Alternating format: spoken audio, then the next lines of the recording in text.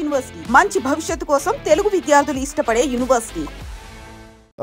KCR sir నమస్తే, good morning. Your tiger అనేసి కేసీఆర్ గారికి ఒక ట్వీట్ పెట్టారు. తప్పేంది? ఇప్పుడు మీరు కాంగ్రెస్ పార్టీలో ఉన్నారా, టీఆర్ఎస్ లో ఉన్నారా? అరే ఊరుకో స్వామి, ఒక మంచివాడు మంచి పని చేస్తే మంచి అని పొగిడితే పార్టీలకి దానికి సంబంధం ఏంది?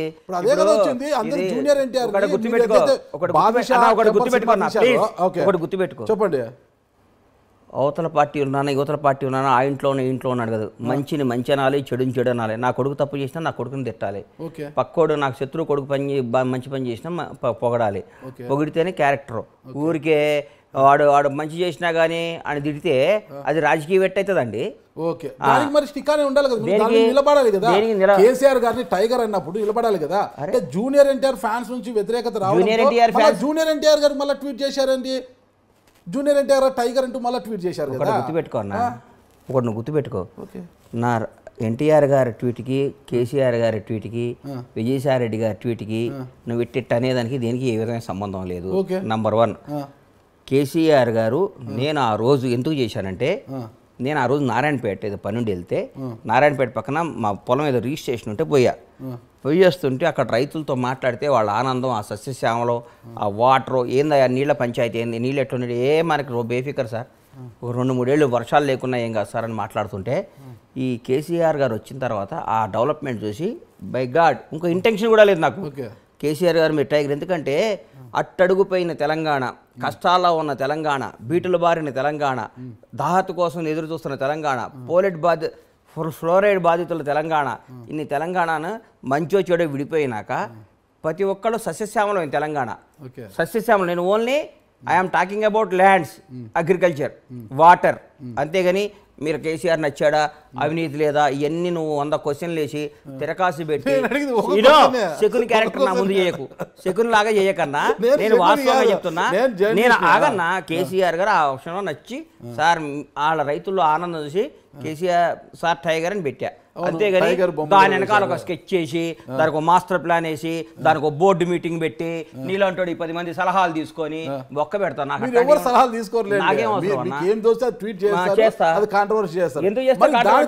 జూనియర్ ఎన్టీఆర్ గారికి అంటే పాపం వాళ్ళ ఫ్యాన్స్ హీరో గారు అన్నారని ఫీల్ అయ్యారు.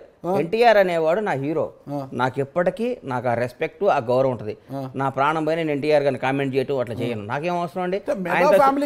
దగ్గర ఉంటారు కాబట్టి కేసీఆర్ గారు మెగా ఫ్యామిలీని చాలా గౌరవిస్తుంటారు సార్. అందులో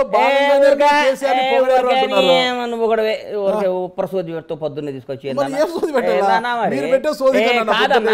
మెగా ఫ్యామిలీ దగ్గర కాబట్టి ఎన్టీఆర్ దూరమా అంటే ఒకటి దగ్గర ఉంటే ఒకటి దూరం ఉండాలనా? అదే కదా జరుగుతుంది. ఎవడండి చెప్పింది మీకు? అదే కదా జరుగుతుంది. అరిగిపోయిన గ్రామ్ ఫోన్ రికార్డు లాగా ఫ్యామిలీకి దగ్గర ఈ ఫ్యామిలీ దూరం డిసైడ్ చేయడానికి ఏ ఫ్యామిలీ దగ్గర ఏ ఫ్యామిలీ అంటే నాకు ఎన్టీఆర్ తో నాకు శత్రుత్వం ఉందా? నేను ఒక సినిమా తీలా, ప్రభాస్ అంటే నాకు ఇష్టం, నేను ఒక సినిమా తీలా, మహేష్ బాబు అంటే నాకు గౌరవం, నాకు ఒక మెగా ఫ్యామిలీ అంటే అభిమానం, అట్లాగే ఎన్టీఆర్ అంటే కూడా అభిమానం. నాకు ఒక ఫ్యామిలీతో దగ్గర ఉంటే ఒక ఫ్యామిలీకి దూరం కాదు కదా. నువ్వే కాదు, పోసాని ఫ్యామిలీకి ఎందుకు దూరం కావాలనుకున్నారు? పోసాని చావు మామూలుగా ఉండదు, అది ఇదని మాట్లాడారు కదా. పోసానికి నాకు చావు మామూలు దూరమేం కావాలని నువ్వు మాట్లాడుతుంది నా హీరో గురించి. ఎన్టీఆర్ అనే వాడి గురించి దగ్గర నుంచి నేను లబ్ధి పొందా. ఎన్టీఆర్ గారితో నేను 2 సినిమాలు తీసా. ఎన్టీఆర్ గారితో నాకు ఒక రిలేషన్ ఉంది. ఎన్టీఆర్ గారితో నాకు బంధం ఉంది. ఎన్టీఆర్ గారితో 2 బ్లాక్ బాస్టర్ సినిమాలు తీసా. ఒక సినిమా సూపర్ హిట్, ఒక సినిమా బ్లాక్ బాస్టర్ హిట్. అది సినిమాలో పెట్టుకోవాలి. వ్యక్తిగత ఎందుకు వస్తారు? సినిమాలో వ్యక్తిగతంగా వచ్చానా? అవును. పోసాని చావు మామూలుగా ఉండదంటే చెప్పడానికి మీరెవరు? నువ్వు ఫస్ట్ ఇది కట్ చేశారంటే నేను నూరుకొని చెప్తున్నా. కట్ చేయండి. ఫస్ట్ నీ మానసిక పరిస్థితి బాలా. ఓకే. ఎందుకంటే కేసీఆర్ అంటావు, విజయసాయి రెడ్డి అంటావు, ఎన్టీఆర్ అంటావు, మెగా ఫ్యామిలీ అంటావు, దీనికి ఏ సంబంధం లేకుండా పోసారంటావు. ఒక క్లారిటీతో క్వశ్చన్ రాసుకొని రేపు రా ఇంటర్వ్యూకి. నువ్వు సంబంధం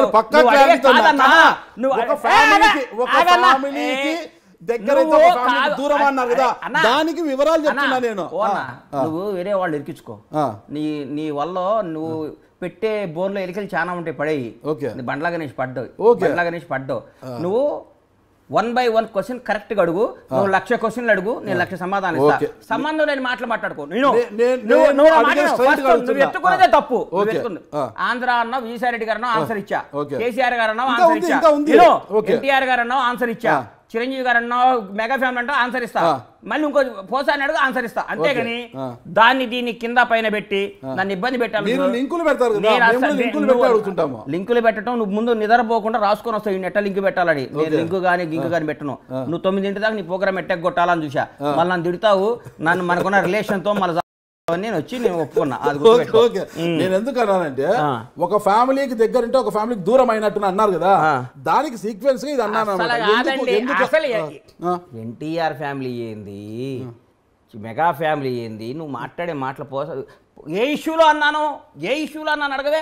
మీరు చెప్పండి ఆ ఇష్యూ ఏంటో మీరు చెప్పండి. నేను అన్నాను కదా పోసాని గారు ఎందుకు ఆ మాట అన్నారు, మరి ఆ ఫ్యామిలీ కూడా ఒక ఫ్యామిలీనే కదా, ఆ ఫ్యామిలీకి ఎందుకు దూరమైన చెప్పండి. ఒక తల్లిని ఆ రోజు ఒక తల్లిని కామెంట్ చేశాడు కాబట్టి, ఒక అమ్మని మనకేం మనకి జన్మనిచ్చి మనకి తన పాలు ఇచ్చి తన బిడ్డలను మోసి 9 మాసాలు కానీ బతకండ్రా నాయనని పంపిస్తే మన అమ్మమ్మని ఏం చేసిందండి, అమ్మని తిట్టడం అవన్నీ తిడితే ఆ రోజు హట్ అయ్యి అన్నా కానీ నాకు అంతేగాని నువ్వు బండ్లాగా నిమిషం కోపమంటే నన్ను తిట్టు, నన్ను కొట్టు, నన్ను కానీ మా అమ్మ నాయన ఏం చేశారు సార్, ఎప్పుడైనా బియాండ్ ద లిమిట్ మనం కొట్టుకోవాలి కానీ మన అమ్మల్ని మన జన్మనిచ్చినందుకు మన అమ్మ నాయనను మన కడుపును పుట్టిన మన పిల్లలకి ఏం బాధ్యత, తప్పే అది ఎవరు అంతేగాని నాకు పోసాని ఆ విషయమే విభేజించా.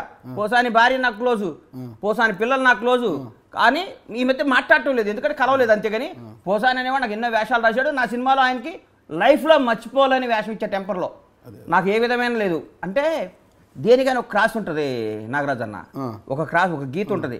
సీతాదేవిని కూడా రాముడు గీత దాటొద్దు అన్నాడు, రాముడు మాటని ఒక గీత దాటితే రావణాసుని ఎత్తుకపోయిండు. అర్థం కాలా ఎందుకు గీత గీశాడు, అమ్మ ఈ గీత దాటితే డేంజర్ రోడ్లో పడతావు తల్లి అన్నాడు. వేరే కూడా లక్ష్మణుడు గెటప్లో వచ్చి ఆయన మోసం చేశాడు, సీతాదేవినే మోసం చేయగలిగేవారు. నీకు అంత నువ్వు కూడా నువ్వు రావణాసులు అంటాడు, నువ్వు ఒక గీత ఉండదు, గీత గీసుకొని ఉంటాం మేము, నువ్వు రాగాలి ఆ గీతను దాటియాలని ట్రై చేస్తావు. గీత గీస్తావు, గీత గీసి ఎట్లా కొట్ల మమ్మల్ని నాన్న సంకల్ నాకు గీత దాటిస్తావు. ఆ దాటినాక నువ్వు మమ్మల్ని ఫుట్బాల్ ఆడుకొని మీములు గీములు చేసి రాజశేఖర రెడ్డి గారు ఓడిపోయారా అంటావు, ఏదో ఒక తప్పు గబక్కర అంటావు. దాన్ని 100 ఏళ్ళు ఇవన్నీ కాదయ్యా నువ్వు. అందుకనే గీత దేనికైనా ఒక గీత ఉంటుంది. ఈ గీత యువతలు నన్ను 100 క్వశ్చన్లు అడుగు, నన్ను కనిపిజి చేసి గజిబిజి చేసి తప్పు చేసి రాంగ్ చేసి నువ్వు నన్ను గీత దాటియకు దాటిస్తే గజిబిజి చేసినా ఎవరు గజిబిజి చేసినా మీరు గజిబిజి అవుతారా? అమ్మోని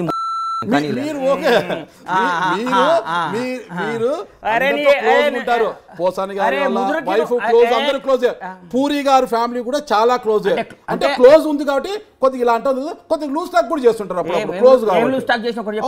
ఇప్పుడు పూరి అవునండి పూరి జగన్నాథ్ కుమార్ పూరి ఆకాశ్ అవునా, పూరి గారు ఎందుకు స్పందించారు? 4 జాగ్రత్త పెట్టుకో, 4 ఉన్నంత వరకు మాట ఆయన కూడా స్మార్ట్ గా వార్నింగ్ ఇచ్చారు మీకు. అస్సలు లేదు పూరి చూపెట్టమంటారా? అసలు తీసుకోండి, అసలు తీసుకోండి, అసలు తీసుకోమంటారు. పూరి నిన్న కూడా పూరి ఏం మాట్లాడుతావు, 4 జాగ్రత్తగా పెట్టుకో. అరే నీకు ఇచ్చిండేమో పెట్టు, లేకపోతే ఆ ఇంటర్వ్యూ బందేగా. పూరి అనే బండ్లాగా నీకు వార్నింగ్ ఇవ్వకపోయిందంటే నీకు బందేగా నేను చెప్తున్నా. మీ పేరు ఎత్తకుండానే స్మూత్ గా వార్నింగ్ ఇచ్చాడు, మీ పేరు ఎత్తకుండా స్మూత్ గా వార్నింగ్ ఇచ్చాడు.